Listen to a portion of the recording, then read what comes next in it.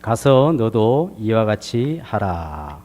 너도 이와 같이 하라 라는 제목으로 하나님의 말씀을 함께 나누겠습니다. 아마 오늘 읽었던 본문은 여러분들이 너무나 잘 알고 있는 본문입니다. 그러나 아마 여태까지 들었던 내용과는 전혀 다른 내용을 들어야 할 것입니다. 선입관을 버리고 본문에서 주시는 복음의 내용을 잘 깨닫고 하나님의 말씀을 통해서 우리의 마음이 새로워지는 그런 놀라운 은혜가 있으시기를 바랍니다. 우리 주변에 설린병원, 또 설린교회, 설린상고, 지금은 설린인터넷고등학교로 바뀌었습니다만은 또 설린선교회, 이런 설린이라고 하는 말이 참 많습니다. 설린이란 선할 선자에 이웃린 해서 선한 이웃이다 이런 뜻이죠. 이것은 바로 오늘 읽었던 말씀인 이 본문에서 선한 사마리아인의 비유라고 하는 본문에서 나온 말이라 할 수 있습니다. 이 선한 사마리아인의 비유라고 하는 비유가 나오게 된 배경은 이와 같습니다. 한 율법사가 예수님에게 와서 질문을 하나 했습니다. 선생님, 내가 무엇을 하여야 영생을 얻을 수 있겠습니까? 율법사라고 하는 것은 말 그대로 율법과 관련된 사람입니다. 율법의 전문가죠. 율법을 낮이나 밤이나 부지런히 연구하고 또 베끼기도 하고 그 내용과 의미가 무엇인지를 연구하는 사람입니다. 게다가 이 연구한 내용을 사람들에게 가르치는 영적인 교사와의 위치에 있는 사람이 율법사입니다. 근데 이 율법사가 예수님에게 가서 이 질문을 할 때에 그냥 단순히 질문한 것이 아니라 어떤 의도를 가지고 질문을 했습니다. 25절에 보면 예수님을 시험하여 질문을 했다 그랬습니다. 예수님을 시험하여.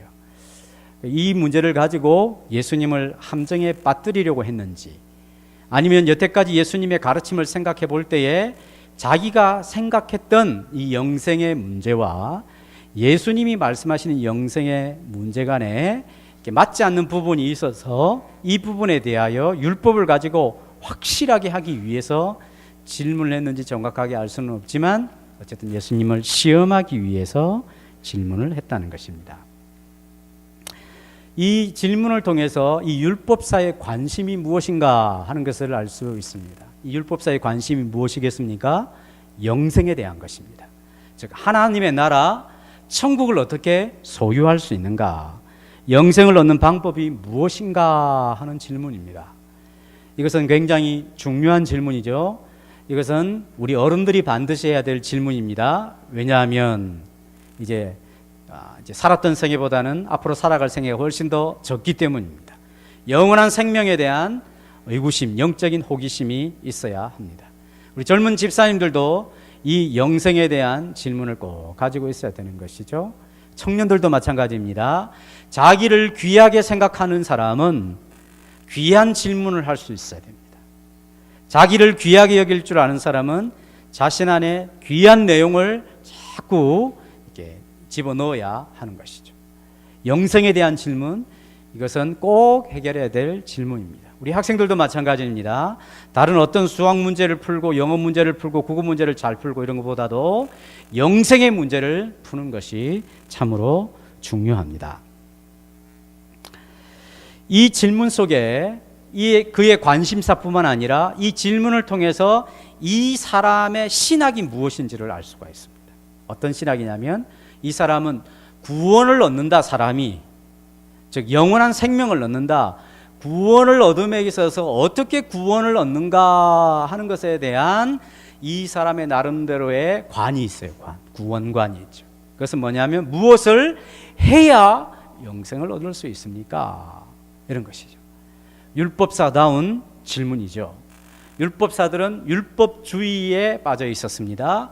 어떤 선한 일을 하고 어떤 착한 일을 해야 하나님 앞에 옳다 인정함을 받고 그 자기의 옳은 행위를 통하여 자기 의를 통하여 영생에 이를 수 있다, 이렇게 생각을 했던 것입니다.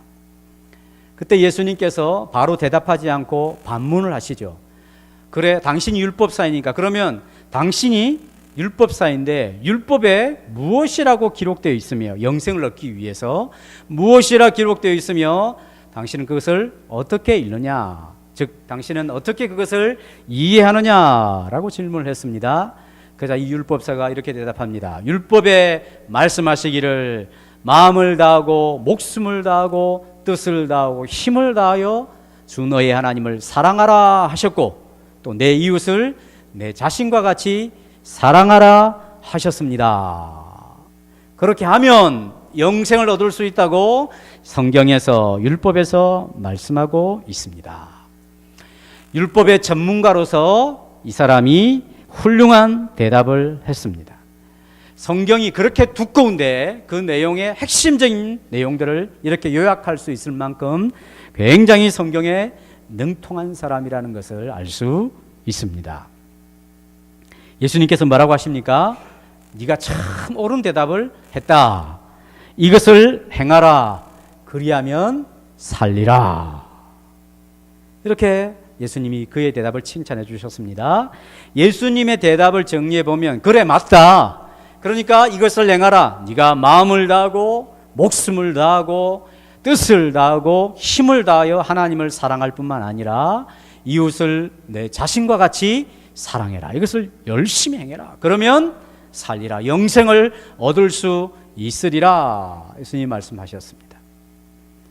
즉 예수님은 사람이 하나님 앞에 영생을 얻기 위해서는 그에 합당한 온전한 의가, 의로움이 있어야 영생을 얻을 수 있다라고 말씀을 하신 것이죠. 그렇죠? 영원한 생명이라고 하는 것, 천국을 하나님이 주신다는 것은 엄청난 일이기 때문에 그 구원을 얻어서 천국에 들어가려고 한다면 거기에 마땅한 완전한 의로움이 있어야 된다. 이것을 행하라. 그러면 살리라. 그랬어요. 항상 어떤 한순간이 아니라 항상 언제나 하나님과 이웃을 이렇게 사랑하라 하는 것이었습니다. 그래서 율법사가 자기를 옳게 보이기 위해서 내 이웃이 그러면 누굽니까? 가르쳐만 주십시오. 제가 이웃을 내 몸과 같이 사랑하겠습니다. 자기를 옳게 보이려고, 즉 자기가 알고 있는 율법의 핵심 하나님 사랑과 이웃 사랑, 또 예수님이 옳다고 대답한 그것에 맞게 정말 자기가 옳다는 것입니다. 그래, 내가 맞구나. 내가 지금까지 살아왔던 것이 맞구나. 이 계명 앞에서 나는 흠이 없는 사람이구나. 하나님의 계명을 완벽하게 지켜낸 그런 스스로 의로운 사람이라 인정받기 위해서 묻습니다. 내 이웃이 그러면 누구입니까? 그랬습니다. 내 이웃이 누구입니까? 유대인들은 이웃을 제한했습니다. 이웃을. 이방인들은 이웃일까요? 아닐까요? 이웃이 절대 아닙니다. 이방인과 접촉도 하지 않습니다. 이웃이 아닙니다. 또 같은 유대인이라도 세리들은 이웃이 아닙니다. 죄인들이라고 칭해지는 사람도 이웃이 아닙니다. 같은 유대인이라도 몸을 팔아 사는 창녀들도 이웃이 아닙니다. 유대인 비슷하지만 유대인이 아닌 사마리아 사람도 이웃이 아닙니다. 누구만 이웃일까요? 자기들과 비슷한 유대인들만 이웃입니다. 그런 유대인들에게는 잘 해왔습니다. 서로 사랑할 만하고 사랑할 만한 수준이 되니까 서로 잘 해왔습니다.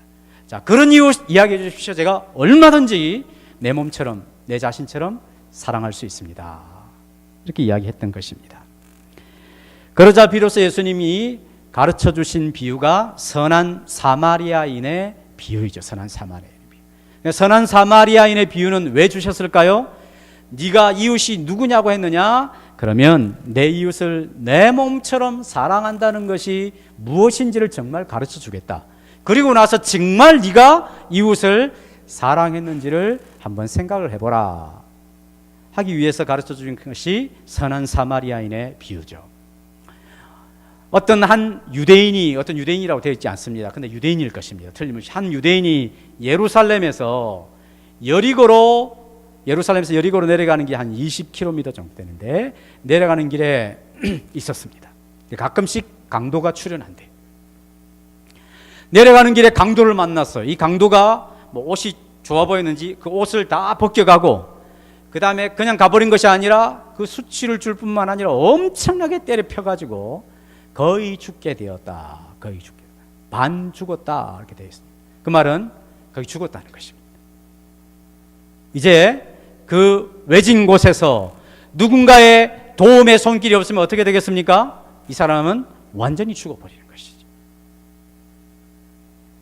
그런데 마침 한 제사장이 거기를 지나가다가 보았습니다. 그 사람을 보고 어떻게 했습니까? 피하여 지나가 버리더라 했습니다. 얼마나 낙심이 됐겠어요, 이 유대인이.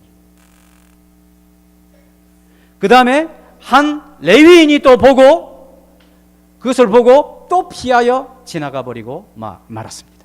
대제사장은 하나님을 사랑하십시오, 내 이웃을 내 몸과 같이 사랑하십시오, 이렇게 가르치는 제사장이었어요. 레위인은 제사장의 일을 돕는 구별된 이스라엘 사람이었습니다. 그러니까 제사장과 레위인이라고 하는 것은 유대인들에게 있어서는 가장 가까운 이웃이 되어야 되고, 마땅히 그들이 당한 어려움에 처해 있을 때 마땅히 도움의 손길을 펼쳐야 되는 사람들이었는데 그들이 외면하고 가더란 말이죠. 근데 세 번째 사람이 등장하는데 그 사람은 한 사마리아 사람이었다. 이 사마리아 사람은 혼혈족입니다. 혼혈족. 우리도 혼혈 딱 보면 알죠? 네. 혼혈족입니다. 북쪽 이스라엘이 그 위쪽에 아수르라고 하는 나라에 멸망을 당하게 되었을 때 아수르 민족이 이주 정책을 펼쳤습니다. 아수르 사람을 이스라엘로 데리고 오고 이스라엘 사람을 아수르로 데려간 것이죠. 이 이스라엘에 남아있는 이스라엘 백성들이 있겠죠. 이 사람들과 아수르 민족이 서로 결혼을 하고 혼혈인이 되었습니다. 피가 섞이게 된 거죠. 게다가 그러다 보니까 순수 신앙도 변질되었습니다. 이스라엘 백성들이 이제 한 70년 포로 생활하다가 돌아와서 성전을 건축하려고 할 때 굉장히 심하게 반대되는 짓을 해서 이 포로 귀환한 사람의 마음을 낙심하게 했던 사람들이 누구였냐면 사마리아 사람들이었어요. 그러니까 순수한 이스라엘 사람들, 유대인들은 이 사마리아 사람들을 이방인 취급을 했습니다. 자기가 아무리 배가 고파서 죽을 지경이라도 사마리아 사람이 주는 쌀 한 톨은 절대 먹지를 않을 그런 사람이었어요. 또 북쪽 갈릴리하고 남쪽 예루살렘이 있는데 중간에 뭐가 있냐면 사마리아가 있어요. 그럼 중간은 교통수단이 발달되지 않을 때 그 중간으로 도로를 이용해야 빨리 갈 수 있잖아요.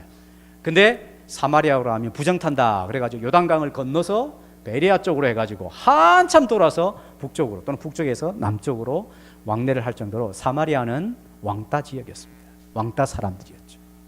근데 이 사마리아 사람이 나타나게 된 거예요.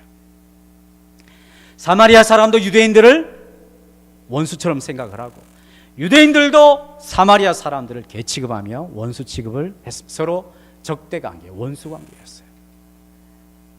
근데 이 사마리아 사람이 오더니 이 사람을 먼저 보면서 너무 불쌍히 여겼다. 이 말은 막 안에 있는 그 심장이 막 너무너무 아팠다 이 말이에요. 불쌍히 여기고 있던 포도주와 기름을 그 상처에 바르고 이렇게 닦아주면서 상처를 이렇게 싸매어주고 자기 짐승에게 태워서 마을로 와서 주막에서 잘 돌보아 주다가 다 이튿날이 되었어요. 이 사람이 건강 회복이 안 됐죠. 가지고 있던 돈 다 털었습니다. 한 20만 원 정도 있었던 것 같아요. 그 주막 주인에게 주면서 이 병자를 좀 잘 돌봐 주십시오. 제가 급한 일이 있어서 가서 돌아오는 길에 만약에 이 맡겨둔 돈으로도 이 치료비가 부족하면 그 치료비까지 다 드리겠습니다. 그리고 나서 예수님이 이 비유를 하고 이 질문을 했던 율법사에게 다시 예수님이 질문을 합니다. 자, 네가 이야기를 들었는데 누가 이 강도 만난 자의 이웃이겠느냐 질문했어요. 쉽죠. 율법사가 뭐라고 했습니까? 자비를 베푼 자입니다. 10장 36절 같이 읽겠습니다. 37절 시작. 이르되 자비를 베푼 자니이다. 예, 거기까지. 이르되 자비를 베푼 자니이다. 이렇게 대답을 안 했습니다. 이르되 사마리아 사람입니다. 이렇게 안 했습니다. 이렇게도 안 했습니다. 자비를 베푼 사마리아 사람입니다. 이렇게도 이야기 안 했습니다. 그냥 자비를 베푼 사람입니다. 자기 입에서, 율법사 입에서 사마리아라고 하는 단어가 나오는 것조차 자기는 용납을 못하는 거예요. 그러나 답은 너무나 뻔하죠. 이 세 번째 사람이죠. 세 번째 사람입니다. 이렇게 말을 할 수도 있겠죠. 절대 사마리아 사자도 이야기하지 않는 것입니다. 입이 부정탈까 싶어서. 그럴 정도로 철천지 원수처럼 그렇게 지냈던 관계였다 하는 것이죠. 이 선한 사마리아인의 비유에 있어서 우리가 꼭 알아야 될 것이 있습니다. 그러고 나서 예수님이 마지막에 뭐라냐면 가서 너도 이와 같이 하라 그랬어요. 그래서 우리는 이것을 어떻게 오해하냐면 우리도 이 선한 사마리아인처럼 어렵고 힘든 사람들을 열심히 도와주고 물질로 섬겨주고 봉사하고 이렇게 하라는가 보다 이렇게 생각을 해요. 그것은 오해입니다. 오해. 만약 그렇다면 이 율법사가 갖고 있던 생각과 예수님이 갖고 있던 생각이 같아요, 달라요? 같죠. 율법사가 뭐라 그랬어요? 무엇을 내야 영생을 얻을 수 있습니까? 그럼 율법에 뭐라 기록되어 있느냐? 넌 어떻게 이해하느냐? 하나님을 전심으로 사랑하고 이웃을 자신과 같이 사랑을 했습니다. 그래? 그럼 한번 해봐라. 그러면 영생을 얻으리라. 가서 너도 이와 같이 하라. 아, 그러면 우리도 이웃을 위하여 이렇게 살면 영생을 얻을 수 있구나. 이렇게 생각하면 예수님이 이 선한 사마리아 비유를 통하여 말씀해 주신 것을 오해하고 있는 것입니다. 우리는 그렇게만 들었고 그런 줄로 알았습니다. 이 말은 자신이 어떤 행동을 통하여 선한 일을 통하여 영생을 얻을 수 있다라고 하는 해석입니다. 그렇죠? 내 의를 통하여 얼마든지 나는 하나님의 천국에 들어갈 수 있다. 이 율법사와 똑같은 느낌을 갖는 것입니다. 그러나 성경 어디에도 율법을 온전히 지켜서 영생에 이른다라고 하는 약속이나 그런 말씀은 있을까요? 없을까요? 없습니다. 도리어 성경은 영생을 얻기 위해서는 회개하라. 왜냐하면 천국이 이르렀기 때문이다. 가까이 왔기 때문이다. 세례요한도 예수님도 처음에 외치신 말씀은 세상을 향하여 회개하라. 천국이 가까이 왔다. 너희들이 회개를 통하여서 천국을 얻을 수가 있다. 회개할 자가 많은 죄인을 위해 임한 나라가 천국이기 때문에 사람들은 자신의 삶을 돌이키고 회개해야 되지 자신의 노력을 통하여 천국을 얻을 수 있는 것이 아니라고 말씀하셨습니다. 예수님이 다시 선명하게 사람들이 똑똑히 알아들을게 말씀하시죠. 나는 의인을 부르러 온 것이 아니요 죄인을 불러 회개시키러 왔노라.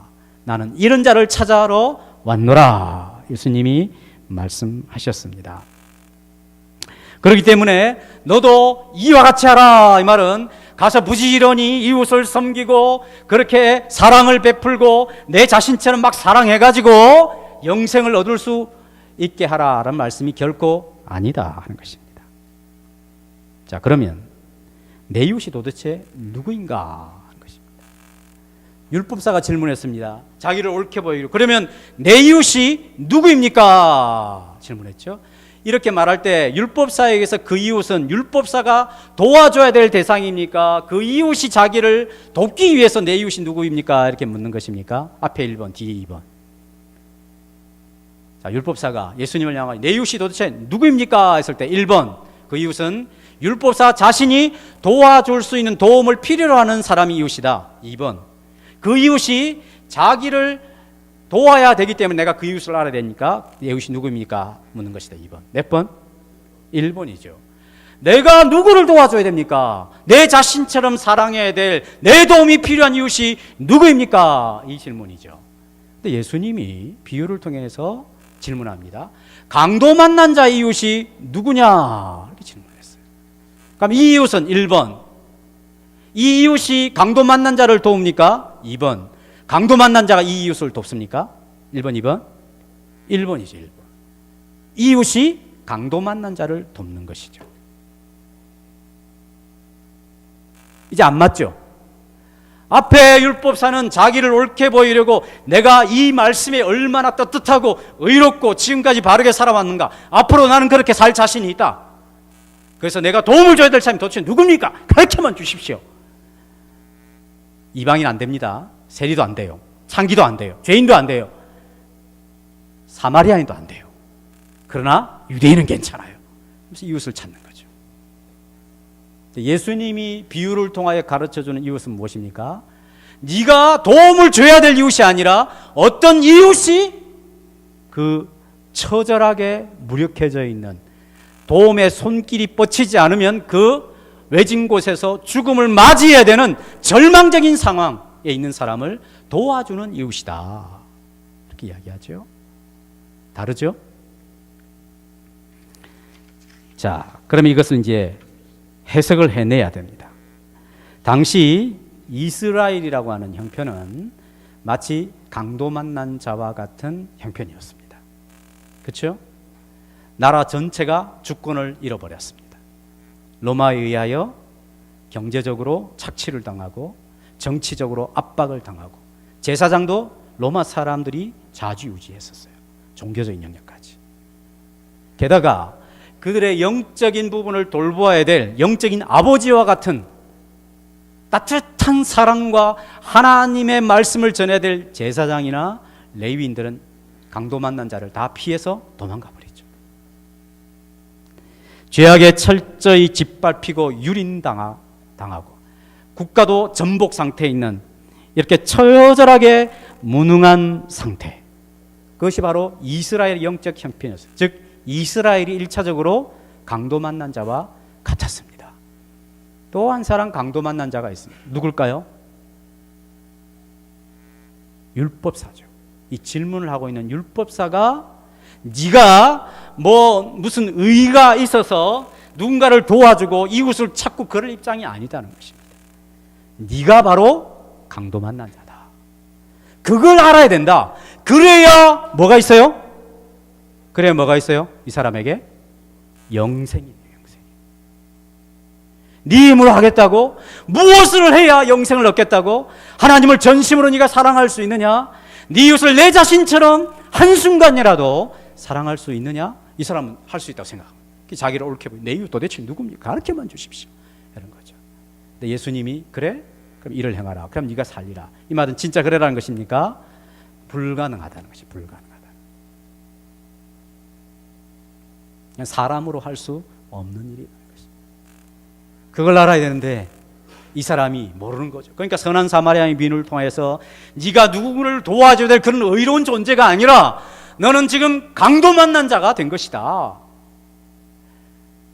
너의 영적인 상태가 누군가의 도움을 필요로 하지 않는다면 너는 죽는 거야. 희망이 없는 거야. 그 이야기를 예수님이 가르쳐 주시는 것이죠. 너를 불쌍히 여겨 도울 사람이 너는 필요한 그런 처절한 상태에 있다 하는 것을 일깨우기 위한 비유로 주어진 것입니다.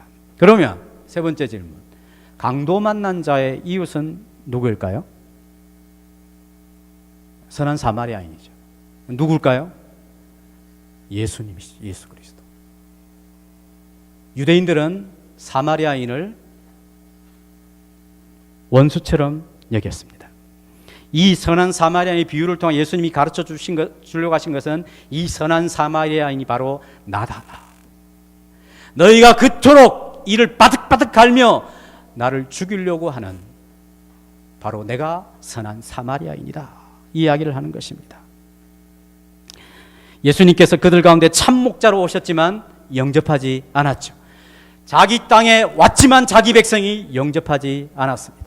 귀신 들렸다 막 몰아가며 굉장한 수치를 안겨주고 온갖 핍박을 줄 뿐만 아니라 서로 모의해서 죽이려고 했던 장본인이 예수님이었어요. 유대인들에게서 사마리아인과 같은 존재였습니다. 근데 이 선한 사마리아인이 어떻게 합니까? 이 지금 죽음 가운데 있는 유대인에게, 자기를 원수처럼 여기고 자기도 원수로 여겨야 될 마땅한 이 유대인에게 어떻게 합니까? 불쌍히 여기죠. 심장이 끓는 것 같다. 그리고 기름과 포도주를 바르고 싸매어주고 자기 나귀에 태워서 끝까지 돌보며 자기에 있는 전부를 다 희생하여 유대인을 돌보지 않습니까? 유대인들이 그토록 배척하고 미워했던 그 예수님, 그분은 바로 그 자기 원수들을 향하여 자기의 목숨을 희생하시죠. 부끄러움을 감내하십니다. 모든 것을 희생하여서 이스라엘을, 모든 죄인들을, 원수들을 예수님이 구원하시기 위하여 이 땅에 오신 진정한 이웃이 누구인가? 그것은 바로 예수 그리스도라는 것입니다. 율법사, 너는 네가 마치 뭔가를 의롭고 하나님이 주신 율법을 자기가 스스로 지켜낼 수 있는 것처럼 착각하고 있지만 그것은 착각이다. 불가능한 것이다. 자기가 무엇을 행하여, 뭔가를 행하여 자기가 살아가지고 자기의 의를 가지고 영생에 이르는 것은 성경에 약속한 바가 없다는 것입니다. 자기가 죽은 자인 것을 알아야 되는 것입니다. 강도 만난 자와 같이 외부적인 도움이 없으면 자기는 죽은 자와 똑같다는 것을 알아야 된다 하는 것입니다. 그래야만 영생을 얻을 수 있다 하는 것입니다. 가서 너도 이와 같이 하라 라고 하는 것은 참으로 영생에 이르기 위해서는 하나님의 모든 법을 지켜 완전한 의를 필요로 한다는 것이죠. 너도 이와 같이 하라 라고 하는 것은. 그런데 이 의는 율법사 내게서 찾을 수 있는 의다 아니다? 이것이 아니다는 것입니다. 그런 의가 너에게서 나올 수가 없다는 것입니다. 불가능하다는 것입니다. 도리어 너를 위하여 대신 이루어 주신 완전한 의를 자신의 의로 받아들이게 될 때에, 그럴 때 진정한 의가 생기고 영생을 얻게 된다는 것입니다. 강도 만난 사람을 한번 생각해 보십시오. 거의 죽게 되었습니다. 아무것도 자신의 생명을 구원하기 위해서 할 수 있는 일이 없어요. 누가 돌봐주지 않으면, 외부에서 도움이 없으면 살 수 없는 존재입니다. 너무나 비참한 상태에 빠져 있습니다. 율법사, 네가 영생을 정말 영생을 얻기를 원하느냐? 그렇다면 네가 영적으로 강도 만난 자인 것을 인식해야 된다는 것입니다. 그래야 선한 사마리아인 예수 그리스도를 통하여 완전한 의를 선물로 받아 하나님의 자녀가 되고 영생을 취할 수 있다 하는 것이죠. 그래서 가서 너도 이와 같이 하라, 이 말은 또다시 또 선을 행해야 된다 이렇게 생각하시면 안 됩니다. 너는 누굽니까? 여기 강도 만난 자죠. 율법사 너죠. 이와 같이 하란 말은 무슨 말입니까? 강도 만난 자가 선한 이웃에 의하여 이러한 은혜를 받았던 것처럼 너도 예수 그리스도 앞에 무릎을 꿇고 나와 그의 의만을 바라보며 겸손하게 그리스도를 바라보고 의지해라, 이 말이죠. 그것이 가서 너도 이와 같이 하라 라고 하는 뜻인 것입니다. 자신의 죄인됨을 깨닫고 예수님 앞에 꿇어 엎드려 예수님이 베푸시는 은혜, 그 의를 구하며 이 은혜 아래서 겸손히 예수님을 따르라 하는 것입니다. 그렇게 될 때 영생을 얻을 수 있다 하는 것입니다. 이것이 선한 사마리아인이 주는 비유라고 할 수가 있습니다. 여러분, 사람이 참으로 절박할 때, 그때 누군가의 도움을 받게 되었을 때 평생 잊지 못할 은인으로 기억하는 거죠. 너무너무 배가 고프고 먹을 것은 없고 돈도 없는데 누군가가 나를 찾아와서 내 배고픔과 굶주림을 알고 그것을 채워주고 격려를 해줄 때 그 격려와 그 배고픔을 채워주는 것은 잊지 못할 사건이 됩니다. 아침에 라면 2개 끓여 먹고 거기 밥 말아 먹고 왔어요.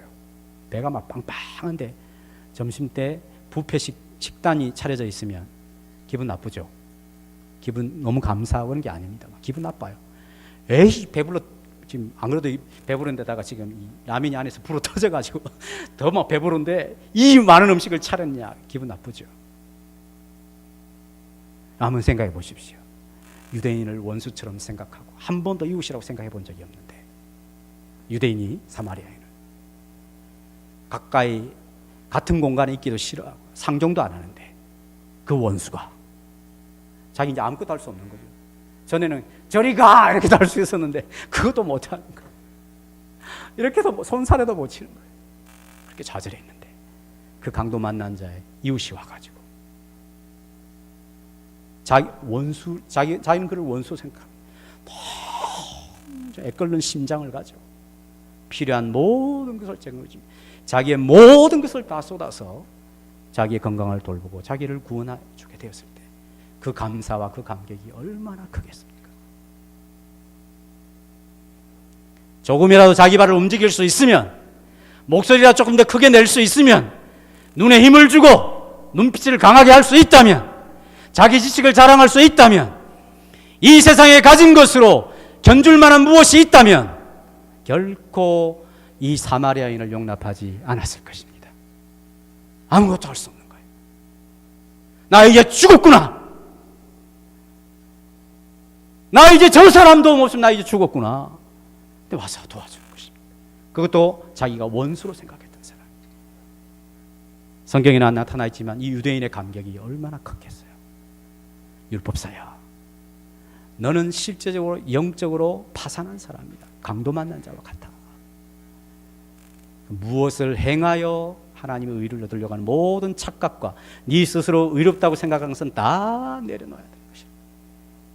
오직 예수 그리스도를 믿고 그분이 십자가에서 이루어놓으신 모든 사랑을 다 받으며 나는 아무것도 할 수 없는 존재구나.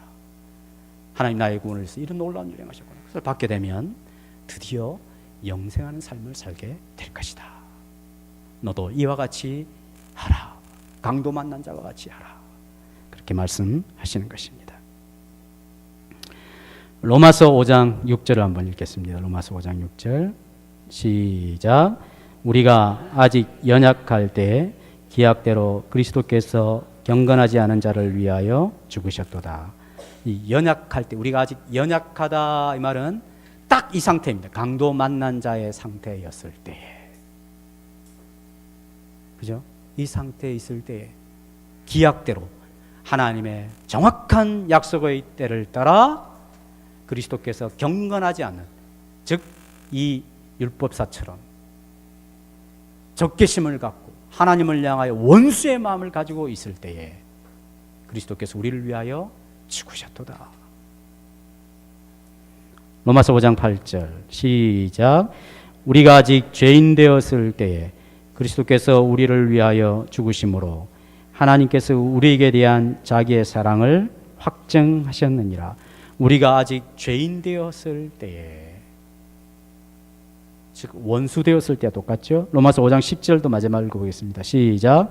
곧 우리가 원수 되었을 때 그 아들의 죽으심으로 말미암아 하나님과 더불어 화목되었은즉 화목된 자로서는 더욱 그의 살으심을 인하여 구원을 받을 것이니라. 우리가 원수 되었을 때에 그 아들의 죽으심으로 말미암아 우리가 하나님과 화목되었다 그랬습니다. 진정한 구원은 자신이 진짜 죄인임을 아는 사람에게 주어지게 되는 것입니다. 기독교의 진정한 능력은 어디서 나타납니까? 하나님이신 예수님이 이 땅에 나를 위하여 오실 수밖에 없었구나. 나는 그분 외에는 아무런 소망이 없는 자이구나. 나는 예수 그리스도가 정말 나의 구원자요 유일한 나의 하나님이시요. 그분 없으면 나는 완전히 파산이요 비참한 영적 파산자이구나. 이것을 마음 깊은 곳에서 깨닫게 될 때 기독교의 능력은 나타나게 되는 것입니다.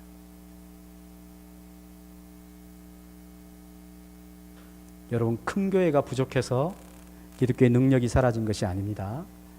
많이 배운 사람이 기독교인 중에 적어서 세상에 영향력을 펼치지 못하는 것도 아닙니다. 정치인들 중에 3분의 1 이상이 새누리당에도 있고 민주당에도 있고 거기 다 계세요. 다 우리나라의 실세들이 다 흔들고 있어요. 근데 무엇이 없습니까? 강도 만났다고 하는 의식이 없어요. 강도 만났지. 나는 정말 예수 외에는 소망이 없는 자이구나. 이 신앙의 본질과 순수가 없어요. 그러니까 우리가 함부로 정죄하고 다른 사람 탓하고 환경 탓하고 그렇죠. 강도 만난 자가 뭐 그런 탓할 이유가 뭐가 있겠습니까? 우리 예수동산교회 교인들이 하나님 안에서 참된 만족과 복락을 누리기 위해서는 내가 강도 만난 자이구나. 나는 오직 예수 그리스도만을 통하여서만 소망이 있는 자이구나. 그분만이 나의 진정한 자랑이요 지혜이구나. 이것을 분명하게 알고 살아가게 될 때 하나님께서 우리 교회를 참으로 기뻐하시리라 믿습니다. 우리 이러한 구원과 이런 은혜가 우리의 삶과 내면에 충만하신 그런 귀한 하나님의 자녀들 되실 수 있기를 바랍니다. 기도하겠습니다.